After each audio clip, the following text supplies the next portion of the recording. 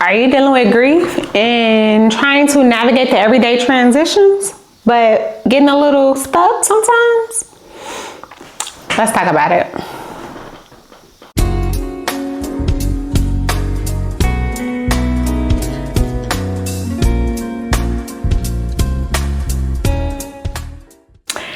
Hey y'all, welcome back to another episode of Peace Over Chaos. Yeah, today we're exploring a topic that often kind of goes unrecognized, right? Grief that isn't tied to death, okay? Grief that isn't tied to death, okay? So we're talking like life transitions, like a job loss, divorce, or even moving, right? These things can stir deep grief that deserves acknowledgement. Oftentimes when we're thinking about grief, we're thinking about the fact that, we have lost a loved one, or even a pet, right? And so, but a lot of people don't think about the loss of, like we said, a job, or the ending of a divorce. Of a marriage that ended in divorce, or even just moving away from your family, or moving from anything for that matter, right?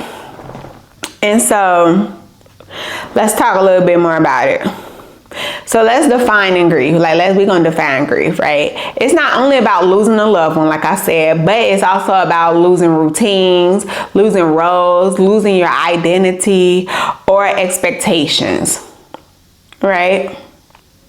And so oftentimes I have clients who I work with, and they're like, they feel like when they're talking about how like they've lost their dream job, or they had to drop out of school for some reason, or they just lost themselves. And like they feel down and sad, and they just feel like they lost a part of them, because you did, right? Because you did, if we're being honest. And I often have to remind them that, you're grieving that part of you. You're grieving that is no longer a thing for you anymore. You're grieving the fact that is no longer here. You no longer have access to that in this moment, right? You're grieving the life you once had.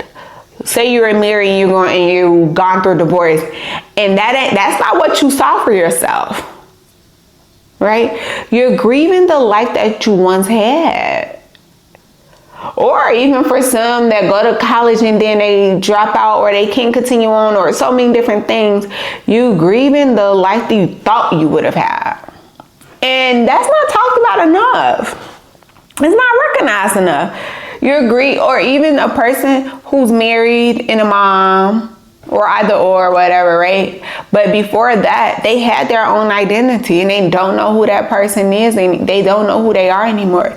You're grieving the girl or the guy, because it goes for guys too, the girl or the guy that you once knew, that you once were, that you once loved, that was once so outspoken and just enjoying all the joys of life. And that's not to say life is terrible now, but those different things you once probably were able to get up and go whenever, and do this, and without all these responsibilities, it's just no longer there. And sometimes that's hard for people, and it makes them feel sad. And that's okay. You're grieving it, but we got to work through it, right?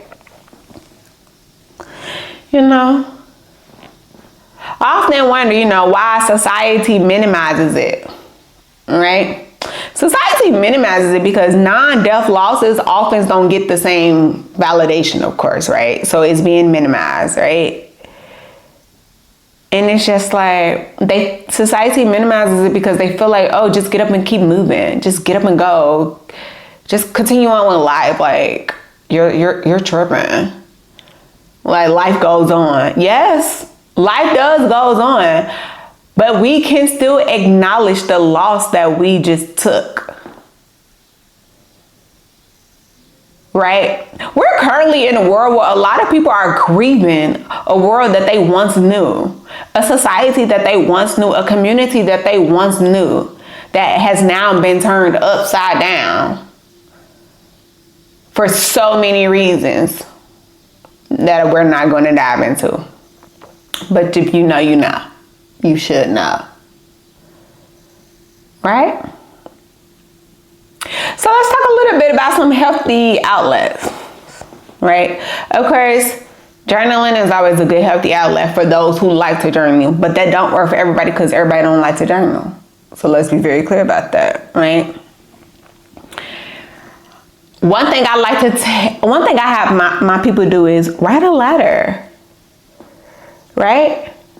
Write a letter. Write a goodbye letter. Just like, especially like for those who, like, some of my clients who have lost loved ones, whatever, I always say, you know, write your loved one a letter of everything you wanted to say to them.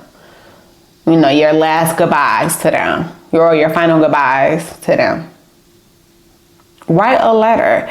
Write a letter expressing all the feels that's within that you have not been able to say. But you know you just been feeling it. It's been in you. Write it out. Write it down. Because a lot of people have to realize that, which is why like therapists always telling people like write it down. We always tell you write it down. Write it down. Because you need to release it and you need to get it out of you. Right? And it doesn't mean though you write it out and you're one and done and oh my God, I'm saved. No, it doesn't mean that. Like you probably have to write it down a couple of times because you just need to get it out. You need to release it until it's no longer consuming. Because usually if something is constantly on your mind, something is constantly within you, feel it in your gut, it wants to be let out. It wants to be free.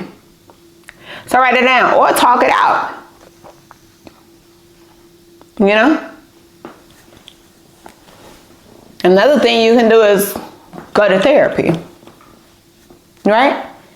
And that's okay. Go to therapy and allow your therapist to help you navigate through that loss, navigate through, you know, breaking down why this loss hit you so hard, you know, why you feel like you can't shake it, why you feel like you're stuck there. So that you guys can begin to one, unpack it, and then two, process, and three, determine, okay, what's next steps? What do we need to do to feel better? What do we need to do to overcome this and feel like, okay, we're succeeding again, we're successful? Because sometimes some people start to feel like, oh, they're no longer successful. They start to feel like failures when in reality, you're not a failure. You did the deed. You did what you could. But things that were out of your control or unforeseen circumstances came into play. But we don't have to let it hold you there at all. Right? So go to your therapist. Increase your support system or just lean on your support system. Excuse me. Right? Lean on your support system. Talk to them about it.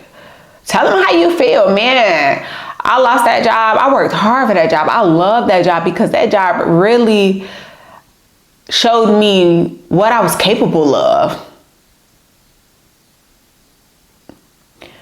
I was able to challenge myself in that job and now it's just gone. And I'm mad that it's gone. I hate that it's gone. I wish it wasn't gone. Now I gotta figure out something else, or now I gotta go apply somewhere else. And I gotta compete against all these people. Like, lean on your support system. It's okay. You have the right to do so. Right? And let me give you all permission to grieve. I'm giving you permission to grieve. A lot of people don't realize that sometimes they don't allow themselves to do certain things because they are looking for permission to do so.